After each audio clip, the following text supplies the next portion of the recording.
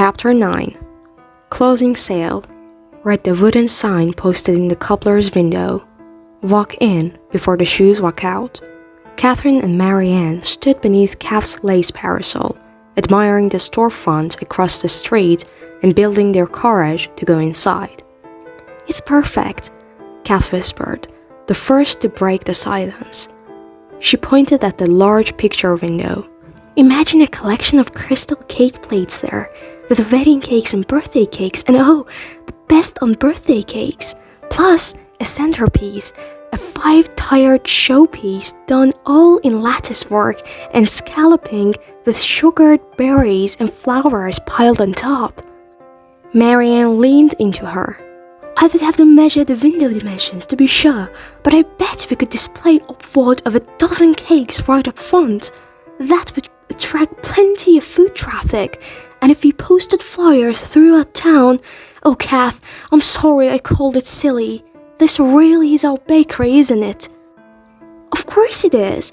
We'll paint a banner on the glass to read, 'Sweets and Tarts, the most wondrous bakery in all of Hearts.'" They shared a unified sigh. A passing froggy footman gave them an odd look, before licking his eyeball and continuing on.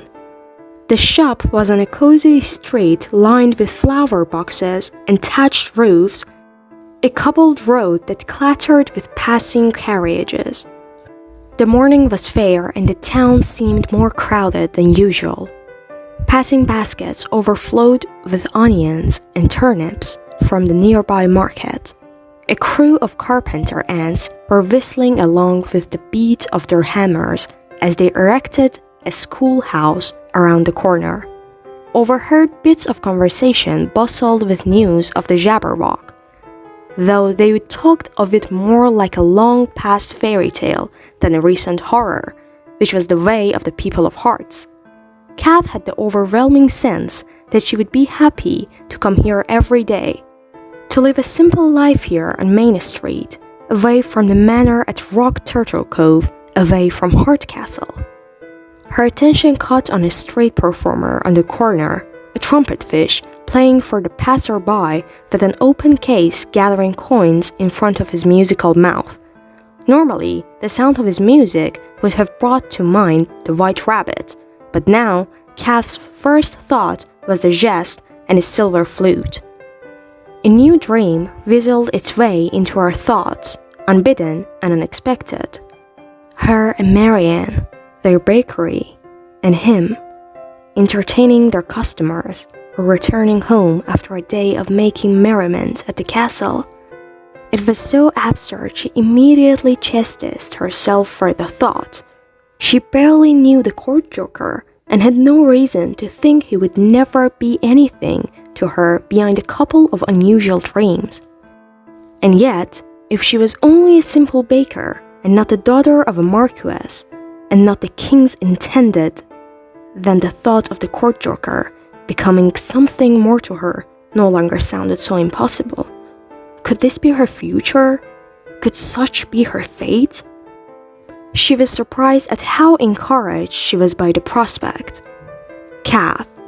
She jumped. Marianne was watching her with a furrowed brow, her face shaded by the parasol. "Do you know him?" Marianne asked. "Who?" "The trumpet fish." "Oh no, I just thought it was a pretty tune."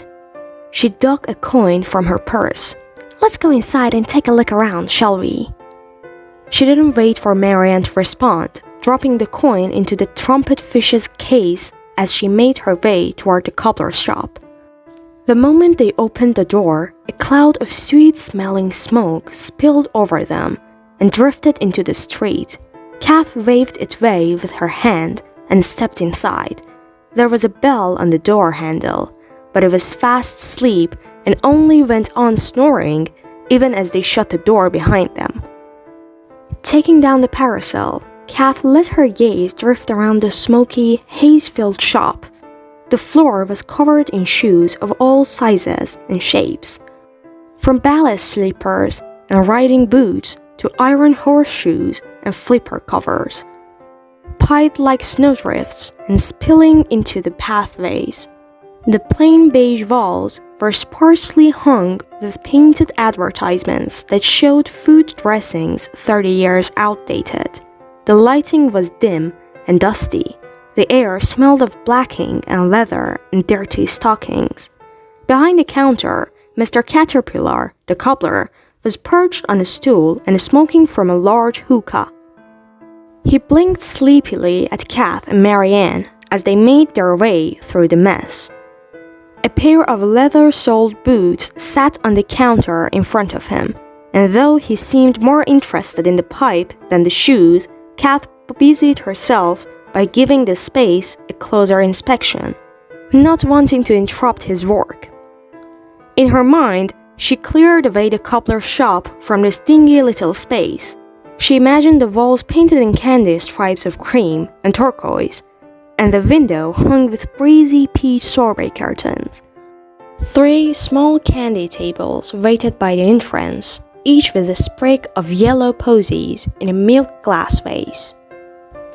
The stained and musty carpet was replaced with waxed marble tiles, and the cobbler's old wooden counter would be exchanged for a glass case overflowing with cakes and gingerbread, pies and strudels, and chocolate-filled croissants. The back wall would be hung with baskets, each stuffed with fresh baked bread. She saw herself behind the case, wearing a pink checkered apron still dusted with that morning's flour. She was filling a jar with biscotti, while Marianne, in matching yellow checkers, wrapped up a dozen shortbread biscuits in a lime green box.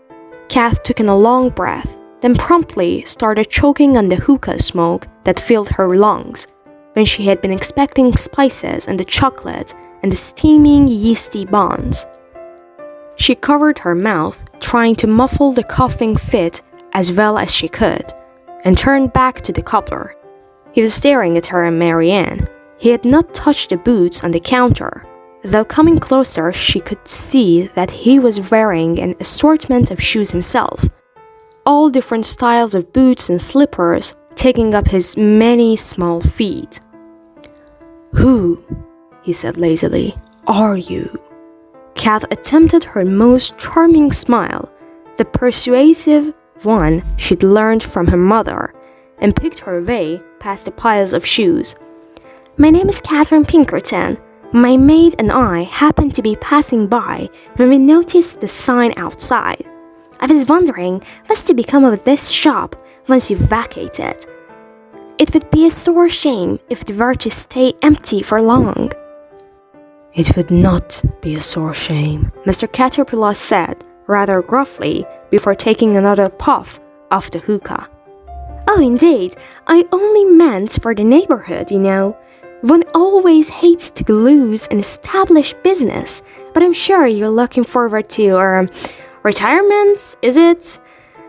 He stared at her for so long she wondered that he would answer at all, or if she had offended him, when finally he said, "I have purchased a small plot of land in the forest, where I shall finally have quiet and solitude."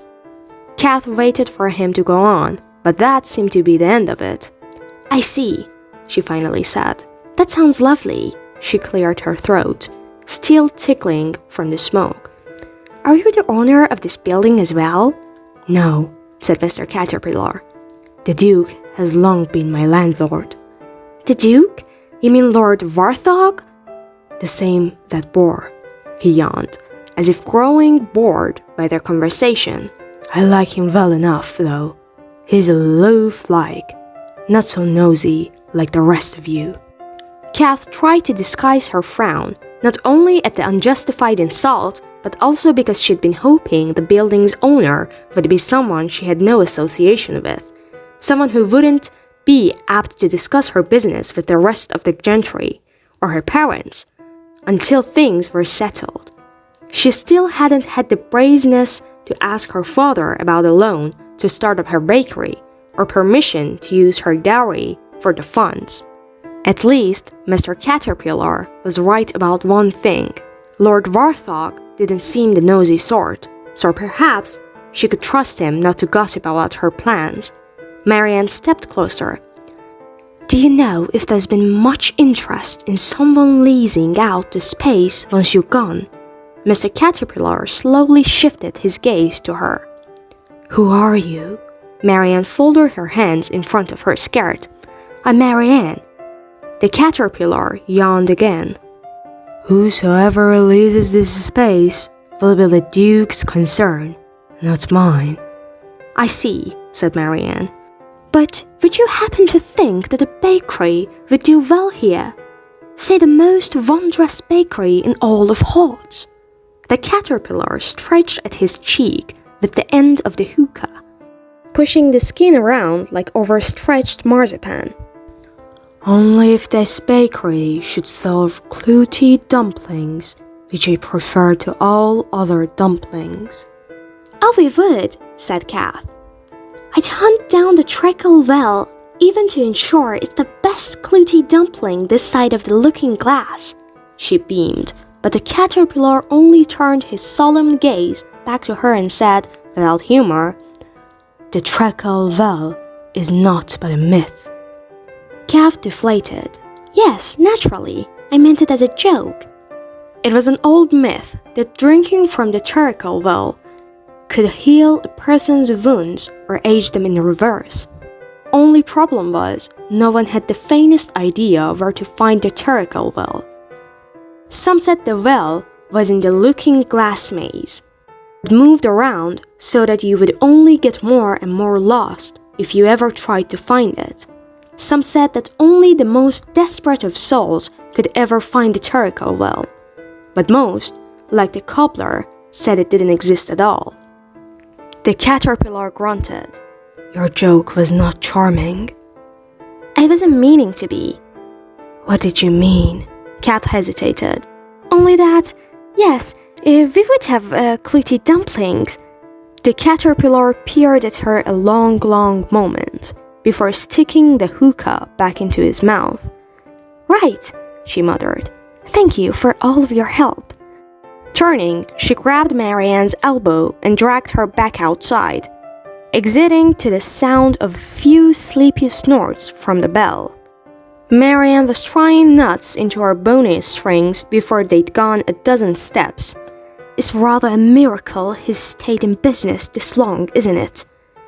Indeed, Kath said, but she was already forgetting about the grumpy old cobbler.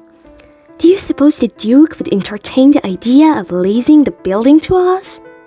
It's difficult to say, said Marianne. I hope he would make the decision as a businessman should, based on a solid business plan and financial projections. Kath shook her head. No one thinks like that other than you, Marianne. I do think the Duke likes me well enough, as much as he likes anyone. But he also knows that I'm a noble's daughter who is supposed to be looking for a husband, not looking into storefronts.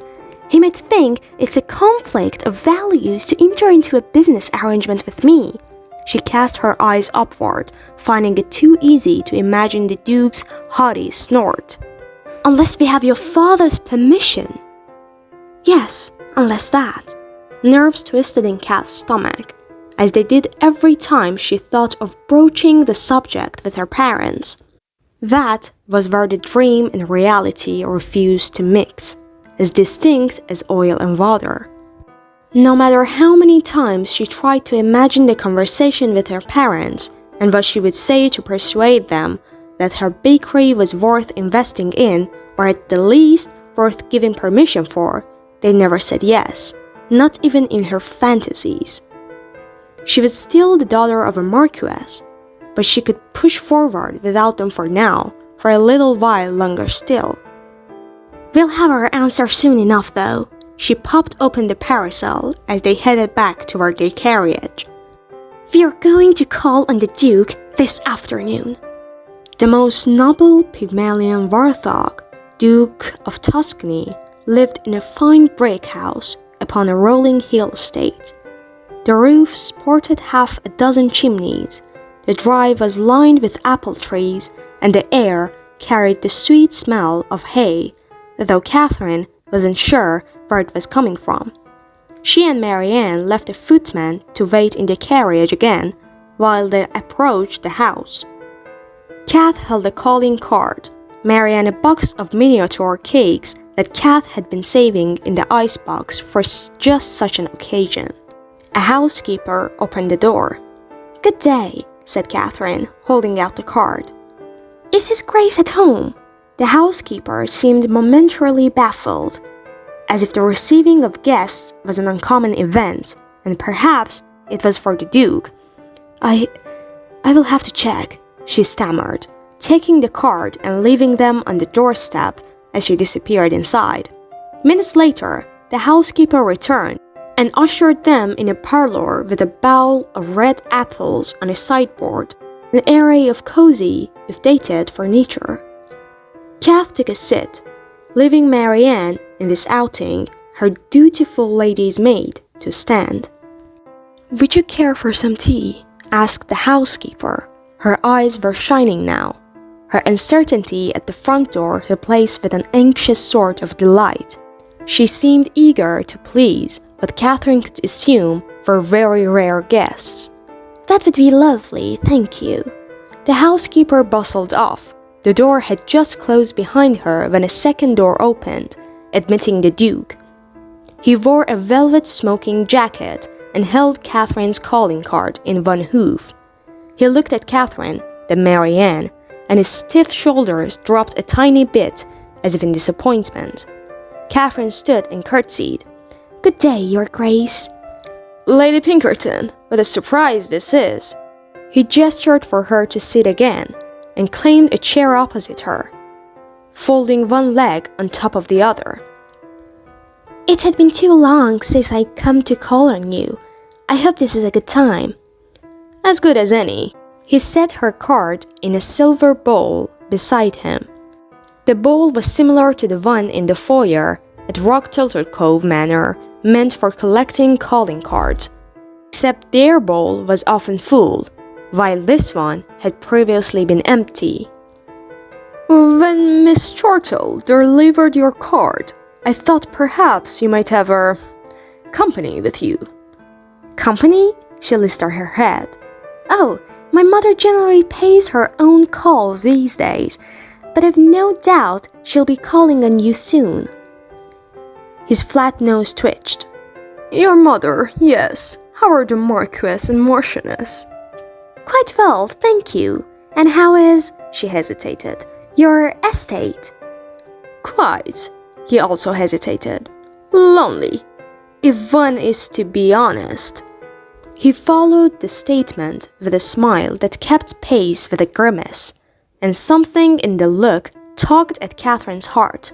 It made her want to pity him, but then he was the one who was the ever-constant wallflower at the king's parties, who never so much as deigned to dance, and was always the first to remove himself from a conversation.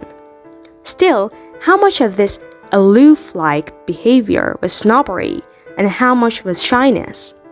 She wondered that she'd never considered it before. "Would your maid care to sit?" the Duke asked before Catherine could think of anything polite to say in return. Marianne had just lowered herself onto the edge of a small sofa when the housekeeper returned, carrying a tray with a steaming teapot and a plate of scones. Her hands were trembling as she poured the tea, and her trickling eyes darted between Catherine and the Duke so often that she spilled twice. The Duke, frowning around his tasks, thanked her and ushered her away, adding the milk and sugar himself. As he bent over the tray, Kath caught sight of a bandage on his neck, stained dark with dried blood. She gasped. "Are you injured, Your Grace?"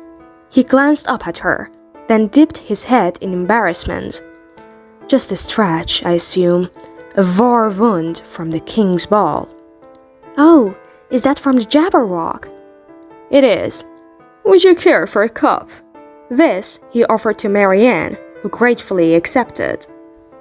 "I'm sorry you were hurt," said Catherine.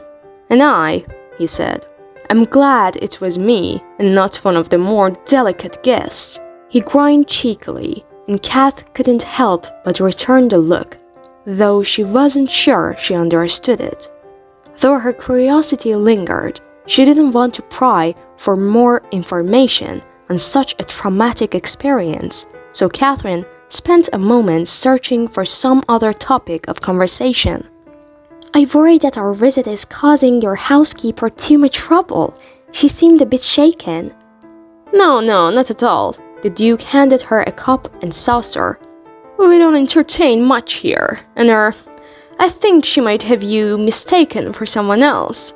His pinkish cheeks turned a darker shade, and he looked away. Would you care for a scone? Thank you. Catherine set the treat on her saucer. Her curiosity was piqued now. She wondered who the housekeeper had been expecting or hoping for, but it was no business of hers, and besides, she had not come for idle chit-chat. Even if she was beginning to feel that such a motive would not have been unwelcome. Her cup clinked against the saucer. Marianne and I stopped in to Mr. Caterpillar's shop earlier today, she began. I was surprised to hear that he's moving to a different storefront soon. The cobbler seems like such a permanent fixture of the neighborhood. Ah, yes. You may be aware that Mr. Caterpillar is a tenant of mine. I will be sad to see him go. Do you have plans on what to do with the storefront once he's gone? Not yet, no. The Duke cleared his throat. This seems like a dull turn of conversation for long ladies. Perhaps you'd prefer to talk of other things like, stared into his tea. Hair ribbons? Kath suggested. The Duke grimaced. I'm not very educated on that topic, I'm afraid. Neither am I. Catherine picked up the little triangle scone. I am rather educated on baked treats, though. Do you know that baking is a hobby of mine? She put the scone to her mouth. I do, Lady Pinkerton. I had the pleasure of tasting your strawberry. Catherine jerked forward, coughing. A chunk of scone landed in her cup with a splatter.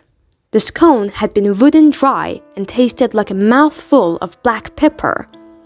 What? She stammered. Isn't those The sneeze racked her entire body and was followed by 3 more in quick succession. Tea spilled over the rim of her cup. I apologize, the Duke said, passing a handkerchief to Marianne, who handed it to Catherine, but the sneezing seemed to have stopped. I should have warned you. Kath rubbed her nose with the handkerchief. The tip was still tingling, but the raw pepper taste in her mouth was beginning to dissolve. Warned me? She said, her voice squeaky from her pinched nose. Why, Your Grace, I think your cook is trying to kill us. He rubbed his hoof together, his small ears flat against his head. Oh no, Lady Pinkerton, I assure you that isn't it. It's just my cook. She's fond of pepper. Kath accepted the new, hastily prepared cup of tea that Marianne handed to her and was glad to wash away as much of the pepper taste as she could. She coughed again. Lord Warthog, your cook does know that there are other ingredients, doesn't she? And that pepper is not generally found in scones at all. She shrugged helplessly. I tried to change her ways, but, well, you get used to it after a while. Sort of dulls your ability to taste much of anything. She took another swig of tea. That's terrible. Why haven't you fired her? The Duke's eyes widened. Fire her? For being a terrible cook? What cruelty! But she's a cook. Yes, and cook she does, he squirmed. Just not well. Catherine cleared her throat again. I see. Well, thank you for your hospitality at least. She set the new teacup on the table beside the horrid scone. The Duke shrank. Any sign of confidence that he'd had at the start of this visit dissolving. Are you leaving so soon? He sounded miserable at the prospect. It was not my intention, said Catherine. If it isn't too forward of me, I actually had meant to ask a favor of you. His small eyes got smaller. What sort of favor? Nothing untoward, I assure you. But as I said before, I'm fond of baking. Really baking. She eyed the scones with distaste. I like to think I'm quite good at it. And I never use pepper at all, I assure you. She smiled in an attempt to lighten what had become an awkward conversation. She nodded to Marianne, who stood and handed the box to the Duke. These are some miniature cakes I made. They are for you to keep. I hope you'll enjoy them. She hesitated. In fact, I hope your senses aren't so dulled that you can still taste them. That's very kind, Lady Pinkerton, said the Duke, opening the box and eyeing the cakes, not with gratitude, but suspicion. But what are these for? That's precisely my reason for calling. I've been thinking how Hearts could use a nice quality bakery, and I thought, well, why shouldn't I open one?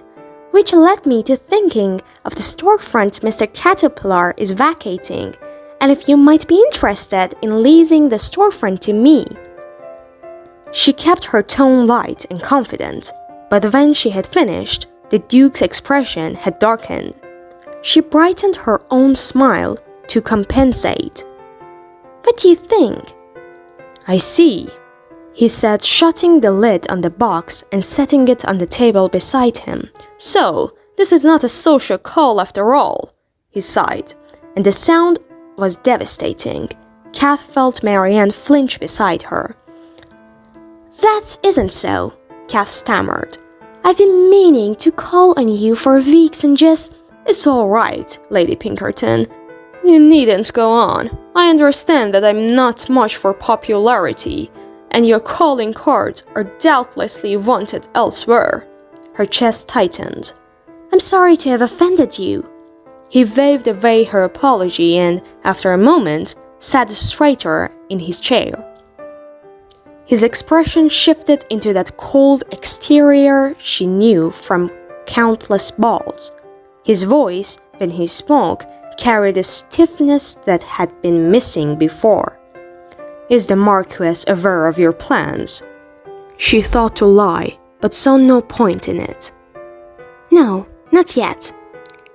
He rubbed at his hanging jowl. I have great respect for your father. I would not wish to insult him by being party to a business venture he does not approve of. I understand. I intend to speak with him about it soon, but thought it might be beneficial to have a storefront first, to better convey my plans to him. Marianne leaned forward.